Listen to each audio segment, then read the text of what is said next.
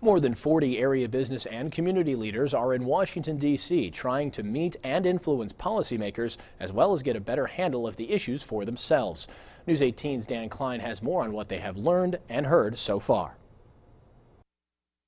Local meet national. The first stop for the annual trip of Greater Lafayette Commerce to Washington, D.C. was to the U.S. Chamber of Commerce, where policy analysts updated the delegation on the latest for a trio of legislative issues: energy, transportation, and immigration. One piece advocated locally, making it easier for Purdue students who come on a visa to be able to stay and work once they graduate. And they're optimistic that that's going to actually be able to occur.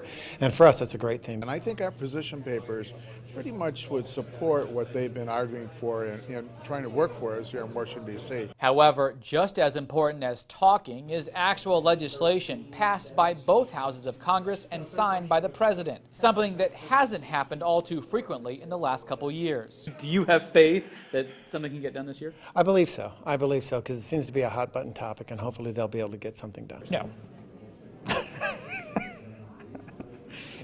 I guess it was encouraging, though, that we've seen a farm bill. I mean, that's something we haven't seen in the last few years. After a visit with Brian Lamb at C-SPAN headquarters, the next stop was a trip to the National Republican Senatorial Committee, a party group tasked with trying to take back control of the Senate this November. No one knew quite what to expect going in. What they got was an insider's look at 9 Senate races up for grabs around the country and how Republican strategists believe they will take back the majority. I thought this was really, really interesting. I mean, I'm a political junkie myself, so to hear him talking about the different battleground states and their strategy and so on and so forth, I thought it was very interesting. It's the first time that the delegation has ever visited, and the committee says it's the first time they've ever been visited by a local Chamber of Commerce group.